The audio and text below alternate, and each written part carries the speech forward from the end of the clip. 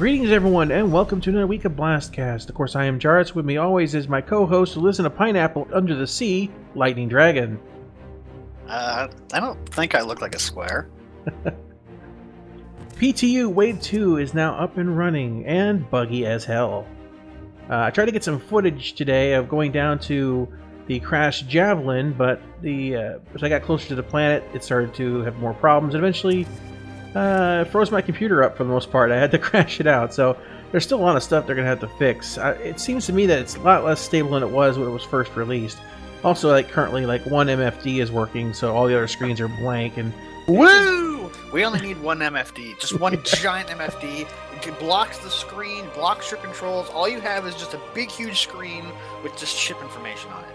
Exactly. You can't fly a Connie or a Cutlass, which is one of the two ships that I wanted to take down there. So I was like, man, this isn't working out very well for me. So here's hoping for the next patch. But thank goodness there's a patch that lets you download small patches, at least comparatively small compared to the old way of doing it, which was the entire game. Re-download the entire game every single time. This is your last week to get the Hawk or the Hammerhead. You have until December 11th to do that. And it is a real temptation for me to get the Hammerhead, but if I do, I'm pretty sure Lightning will drive all the way across country, come over to my house, and shoot me. I also have the katana, so I can just stab you in the back. Either one. Probably the katana. It's slower, it's more painful, and it'll give you more time to think on what I've done. It would be a lot more painful, and I have chopped things that were frozen in half with it, so it's very sharp. I'm not frozen, though. Well, you will be. Carbonite, then chopped in half. Alright, up on Twitter there was some images of the Titan suit, kind of in development. Looks like it's going to have interchangeable parts, and this would be really cool. I think there should be the old alien-style forklift version to help you unload cargo. That'd be pretty awesome, and obviously to fight large xenomorphs. Oh, of course. I mean, that'd be the only reason. Exactly. Oh man, you know what would happen though if they added that as an option? Cargo lifting variant. They would have to add xenomorphs, or at least the Star Citizen equivalent of giant aliens that want to eat your face. Or at least the most annoying escort mission ever, where you have to try to prevent some little girl in the vent system while you're flying. Oh no! Please no! Oh, we all love escort missions. They're the best. Lightning and I have a tradition that when we play escort missions, we turn on "Staying Alive" by the Bee Gees. Exactly. We say, okay, get ready for it. We kick it out on YouTube.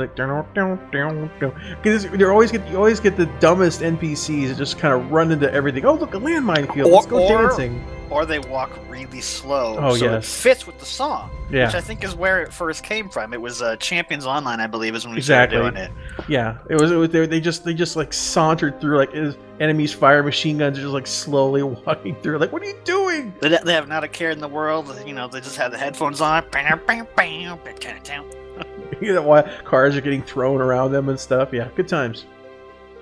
All right, of course we had the Drake voting for the new style ship. Thank goodness the Vulture is winning over the Kraken, the quote-unquote pocket carrier. What? We're not going to get a pocket carrier? Well, we'll do it eventually. Disappointed. Oh, yeah, I'll tell you what. And, of course, the Corsair, which is yet another exploration ship. That one, obviously, in my opinion, is the lowest priority, because how many exploration ships do we truly need? Technically, with the upgradable, reconfigurable ships, every single ship can be an exploration ship. Yeah. It's just, to me, it's the idea of an entry-level salvager is a great idea, a great concept, and there needs to be stepping stones between the starting and the finish line. The good thing about having a small version developed about something like this is that, for starters, quick production turnaround. They're going to be able, just like the Prospector, they're going to be able to develop the ship, get it out, get it flying, and then develop the mechanics, and we can test it on these smaller ships. The problem I've had with the way that CIG's been developing some of these ships is that, they give you the end game ship. Well, here's the Orion. Well, here's the Reclaimer. And here's an Idris. Right, and the mechanics haven't even been established yet. What concerns me a little bit on that is that when, let's say they go ahead and make this Vulture, and they find out the salvage isn't going to work exactly like they had intended because of physics grids or whatever, and they go back and look at the Reclaimer, for example, go, that claw isn't going to work. Or something like that. Now they got to go back and redesign the whole, that part of the ship, or how that works, or what that entails. And in this extent, it's a little bit like, cart before the horse. They've done this quite a few times. Of course, having artist-driven ships as opposed to figuring out exactly where maybe thrusters should actually be placed. We're going to go ahead and, or maybe engine center mass. Basic things. We understand they like to design things because they look cool, but which is a good time for a shameless plug that we're probably going to be. It's not going to be like a series or anything, but we're going to be playing Interstellar Rift again and just kind of talking while we do things, which is a game that more promotes roles over design. Though, you might end up with a big, huge brick, but we don't have to worry about that with Star Citizen because it's not a voxel-based building game. Yeah. So we'll probably be doing that on Lightning's channel, and just kind of bombing around there. You can always find a link to his channel at the end title card at the end of any of my videos these days. Now, going back to the PTU state right now, I just want to kind of talk about a little bit how I feel about it. Now, I said I do love the tech. I love the things they're trying to do. I don't like the things that are currently being done. I feel in a lot of ways that it was kind of a mistake to release 3.0 without that netcode. Remember, you and I talked about how a while ago that 3.0 needed to be pitch perfect. Pretty much, yeah. Yeah, and the biggest part of that, in our opinion, was the netcode. Because it's even going to be hard to do things like testing flight models and even combat mechanics. I tried combat last week. It was terrible. And not just because of the flight model, which I don't like, but because ships were warping, all over the place. They were in front of me, they would stop moving, and then suddenly they would skip, and then they'd be behind me. It doesn't seem like the netcode that they're using right now can handle this at all. And man, I hate to say it, but even more than fixing the flight model right now, they got to get this netcode fixed, because we can't even test the flight model accurately if we can't see how everyone is flying, because everything's just kind of skipping around. I might be wrong on this, but I thought that was a huge part of that of what 3.0 was supposed to be. I guess maybe it got put back to 3.1, but I don't know. To me, it makes that seems like a major like flaw if they're pushing that back.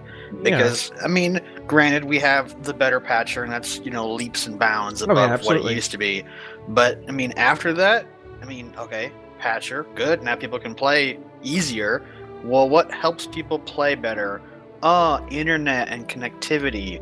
So those are the two big things for having people test your game. And now, if you get those two, then people can go, wow, this flight model's ass. I can't believe it's lasted this long. And then you have the forum explosion, where everybody jumps on and says how terrible the flight model is, which I'm sure has happened a few times.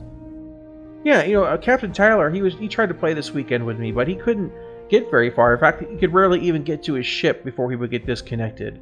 And he lives actually closer to the United States servers than I am, so I'm really surprised that he keeps having the issues that he's had. But he's very rarely, I think maybe once, ever been able to actually play the game in the PU. And it's it's one of those things that for a lot of people, they're getting the constant 30,007 or whatnot disconnects. Isn't there a new one now, like a 15,000? Well, it's not new, but there's all different kinds. But the thing is that I think they said they should have kept it at like 24 players per instance if they had a tighter netcode and let everyone just experience a little bit, maybe a smaller scale. Instead, I think they ramped it up to 50. But I think you have a smaller scale and have more of a stable, smooth game playing experience, because this just isn't cutting it. And I haven't been able to, in the last several patches, even be able to get to a planet without the game crashing or freezing or locking or whatever, where I have to alt control delete or even log out of the computer to get the game to shut down, because it won't even let me use alt control delete effectively. I've actually had games that were so massively locked up, if I didn't have a second screen, I wouldn't have been able to get out of the game. Yeah, that's what's happening here, because I had full screen and I couldn't alt control delete. I wouldn't put it up in front no matter what I did. So yeah, there were good times like that. So yeah, I'm really hoping that this becomes a priority for CIG, because without netcode we've got nothing. and if they can't handle it, then give us an offline mode, please. Or at least a small group mode. I mean, whatever. If you can't handle it, fine. Just admit it and just go. You know what? You're gonna have a small 4-player group mode, and we're gonna tie it into the shared universe economy. You know how awesome that would be? As a temporary solution. Oh yeah. I mean that's how we play Elite and all. I'm not saying that should be their end goal, but at the very least, I mean, give us the ability to spool it up as a over time. Or as an individual, or with a small group of people. Like, oh yeah, you're gonna run it on your own thing, and you can invite a few friends into it, and boom, you go out and do some stuff. Because we're talking about Elite Dangerous, and because everyone's gonna be like, "Oh, stop talking about Elite, it's awful, blah blah blah, we hate you." Elite had the full offline mode, and they realized that we don't really want that. And, a lot of people were upset when they got rid of it. Yeah, they got refunds too. Yeah, they probably did actually. Yeah. So what they did is they had, okay, well, when you log on, it checks for internet connection, and then periodically it's just checking to make sure you're not cheating. And if they do something like that, we have to talk to the server, I don't know, let's say every 5 to 20 minutes or something. But you could still log in and play, and most of it's running on your system, or maybe not actually on your system because that makes it easier to cheat. But right, you have more overhead on your PC, where it sends you a bunch of packets, and it's like, okay, well, these are the things you have to keep in mind for now, and then it will check in regularly to make sure you haven't changed anything. I mean, just for testing purposes. Right. So at least we can test the mechanics and things with a little less pain. Because there's some people who use a hack that lets them play the PU in offline mode and whatnot. Now I haven't done that. I haven't messed with that. But that wouldn't be enough for me. See, I would like to get on there and test turrets with Lightning here, but until he can actually get into the game itself and we can get the game stable enough to do the testing. Yeah, I'm sorry, but I'll just say it right now on record here. I'm not going to download the new update until it's a stable version and it's not on the test server, because I just can't be bothered to waste my entire day downloading the game when oftentimes we play for between 15 minutes and an hour at best before it crashes. Sorry, exactly. I got better things to do with my time. Yeah. So, I don't know. What do you guys think about having some sort of, just not as a final solution as far as having a final product of offline mode? Because I know that their intent is to have the online mode for everyone at all times, but just for testing purposes, giving us the ability to run our own little private group server, or just an offline quote-unquote mode where we can just test these mechanics, find bugs, find glitches, graphical and otherwise, and report them back. And yes, I do get that some of the stuff is network related, but sometimes you just want to get in there and you want to try the missions. You just want to pick up cargo and deliver it from point A to point B. I highly doubt that the CIG testers that are employed for them have to be online to test the game. Yeah, I don't know. I don't know what they have going on there. I haven't been in the building, but the thing is that I think that, and this is just it was kind of a thought that just kind of popped in my head as we were talking about netcode, but I really see this as a temporary workaround until they can get the real netcode out. Because they're still using, I think, a lot of the CryEngine stuff, and it just shows. It really does. Well, I don't know if there's much else to say this week. It's been a pretty slow week. Yeah, there's been a lot of ship sales, concept sales, things like that.